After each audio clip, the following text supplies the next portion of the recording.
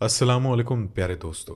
एक बदकार और जिनाकार औरत ने एक ऐसा बच्चा पैदा किया जिसे देखते ही डॉक्टर और नर्स डर गए और भागने लगे। तो दोस्तों वो बच्चा क्या था, ये जानने के लिए वीडियो को आखिर तक बस ऐसे ही देखते रहे। प्यारे दोस्तों, हम जानते हैं कि हमारी बात पर आप यकीन नहीं करेंगे और मैंने भी इस बात पर यकीन नहीं किया था जब तक खुद इस वीडियो को देख नहीं लिया था। इसी वजह से आखिर तक आप आज की इस वीडियो को ज़रूर देखिएगा, क्योंकि हम उस औरत के बारे में भी आपको बताने वाले हैं जिसने एक साथ 3 सांप के बच्चों को जन्म दे दिया। ये सब क्यों और कैसे और कहां पर पेश आया, इसको जानने से पहले आप हमारे चैनल को सब्सक्राइब जरूर कीजिएगा और साथ में बेल आइकन पर भी जरूर क्लिक कर लें ताकि ऐसी ही हैरानकुन वीडियोस आप हर रोज देखते रहें। तो दोस्तों, ये जो दर्द भरी इब्रतनाक दास्तान है, मैं उसी औरत की जुबानी आपको सुनाता हूँ। तो दोस्तों, वो औरत कहती है कि मैं वो बदबख्त औरत हूँ जिसने एक खानदान बर्बाद किया है। मैं अपना नाम नहीं बताऊंगी। मैट्रिक पास करने के बाद मुझे लड़कों से दोस्ती करने की आदत हो गई थी। मेरे माँ बाप तो अनपढ़ थे, उनको कुछ मालूम नहीं था। मेरी एक लड़के से दोस्ती हो गई, वो हमारे मोहल्ले का ही था। उससे मिलना जुलना हर हद से मैं गुजर गई, यहाँ तक कि मुमकिन होता मैं उससे गुनाह करती रही, गलत काम करती रही। एक को छोड़ा तो दूसरे से दोस्ती कर ली। तो ऐसे में मेरी माँ को एक दिन मालूम हो गया, तो उन्होंने मेरी शादी का फैसला किया। अब जिस घर में मेरी शादी हुई थी उस घर में मेरा शौहर गरीबी का सताया हुआ। बचपन में ही माँ बाप का साया ना रहा। माँ ने बड़ी मुसीबतों से पाला था, कभी लोगों के बर्तन धोकर तो कभी लोगों के जूते पॉलिश करके। मेरा शौहर बेहद सादा सा इंसान था, वो जमाने के फरेब नहीं जानता था। मेरी एक ननद थी और मेरी और ननद की शादी एक दिन के वक्फे से हुई थी। घर में सास और शौहर और एक मैं थी। सास ने मुझे अपनी बेटी बनाया, लेकिन मैं बदबख्त औरत हूँ।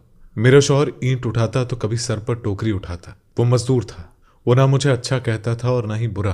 अपनी दुनिया में ही मस्त रहने वाला इंसान था। उसे तो शर्म आती थी मुझसे बात करते हुए भी, और शुरू शुरू में मेरे सामने बैठकर वो खाना भी नहीं खाता था। और इसी बात से आप उसकी सादगी का अंदाजा लगा सकते हैं। मेरी सास भी बहुत अच्छी थी। मैं उनसे जो भी कहती थी वो मुझे लाकर देती थी, लेकिन क्या कहती, मैं आदत से मजबूर एक जलील तरीन औरत थी। मुझे खुशियां कहाँ रास आती थी, मुझे इज्जत कहाँ कबूल थी। मैं सर फैलाने वाली मक्कार औरत थी। आप जहां औरत को इतना खूबसूरत समझती है ना, वहीं पर मुझ जैसी बदसूरत औरतें जो आशियाना जलाकर रोती है। मैं पार्लर बनाना चाहती थी, मैंने ब्यूटी पार्लर का काम किया हुआ था। उसने मना किया कि मैं ऐसा काम नहीं करूंगी, लेकिन जब अपने शौहर से पहले बात की तो उसने कहा कि बना लो, मुझे कोई एतराज़ नहीं। फिर मैंने पार्लर बनाया, काम चलने लगा तो मेरी गंदी आदत मुझे मजबूर करने लगी। मैं शादीशुदा होने के बावजूद भी बाहर मुंह मारने लगी। शौहर मुझे बाहों में लेकर कहता कि तुम थक जाती हो, छोड़ दो। मैं दिल ही दिल में हंसती और कहती कि ये थकान तो किसी और वजह से है। मेरा एक दोस्त था जो मुझे रात को मिलने की जिद किया करता था, पर मैं इनकार कर देती थी। फिर मुझे उसने बरगलाना शुरू कर दिया, तो मैं अपनी सास और शौहर को नींद की गोलियां देने लगी और वो सो जाते, और मैं अपने दोस्त के साथ गुनाह करती, गंदे गंदे काम किया करती थी। सास दिल की मरीजा थी, वो पहले से ही बीमार थी। शायद एक दिन गोली का रिएक्शन हुआ और वो तड़प तड़प कर मर भी गई। उसके बाद मैंने सोचा कि पार्लर छोड़ दूं, लेकिन घर में बेचैनी होने लगती। शौहर मजदूरी करता, घर आता और खाना खाकर सो जाता। मैं उसे नींद की गोलियां खिलाने लगी। इसी दौरान 2 बार मैं हामला हुई, यानी कि प्रेग्नेंट हुई। दोनों बार मैंने अबॉर्शन करवाया। मैं खुश होती कि मेरा शौहर सोया रहता है, मुझे रोकता टोकता नहीं। तीसरी बार मुझे देर से पता चला कि मैं हामला हूं और मैं बच्चे को गिरा नहीं पाई। बच्चे के पैदाइश में जब 2 महीने बाकी थे, अचानक मेरा शौहर बीमार हो गया। वो नहीं जानता था कि उसको जहर देने वाली उसकी अपनी ही बीवी है। एक दिन वो खून की उल्टियां करने लगा। मैं अस्पताल ले गई। डॉक्टर ने बताया कि आपका शौहर नशा या कुछ लेता है जो जहर बन चुका है। उसके खून में वो जहर शामिल हो चुका है। इलाज के लिए बहुत सारे पैसे लगेंगे। वो नहीं जानता था।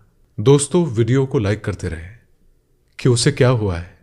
उस रात को मेरी गोद में सर रखकर वो बच्चों की तरह रो रहा था। मेरा हाथ बार बार चूम रहा था और कह रहा था कि मुझे बचा लो, मुझे जीना है।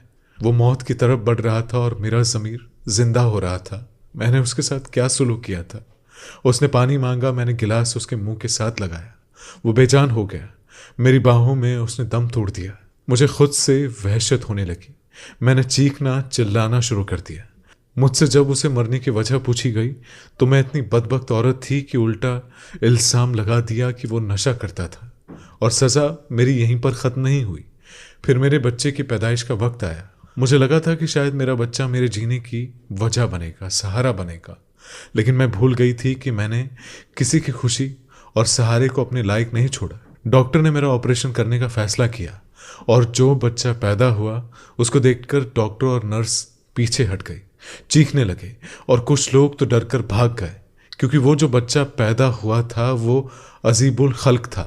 उसकी जिल्द सांप की तरह थी, दोनों बाजू नहीं थे, एक भी हाथ नहीं था और टांग नहीं थे, और गौर से देखने पर वो किसी नाग की तरह लगता था। वो कुछ ही देर जिंदा रह पाया और उसके बाद वो मर गया।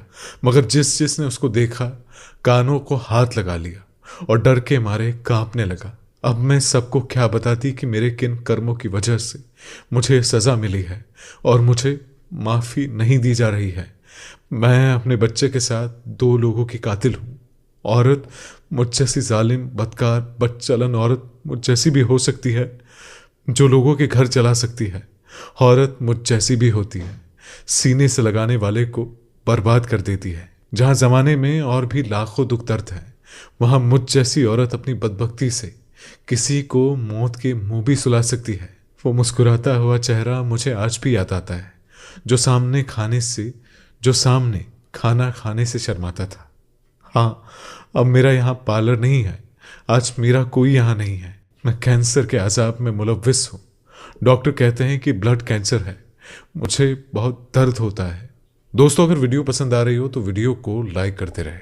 मैं एक बंद कमरे में हूँ जहाँ कोई मेरी चीख नहीं सुन सकता। मेरा जिस्म हड्डियों की तरह बन चुका है। मौत मांगती हूँ लेकिन मौत भी नहीं आती।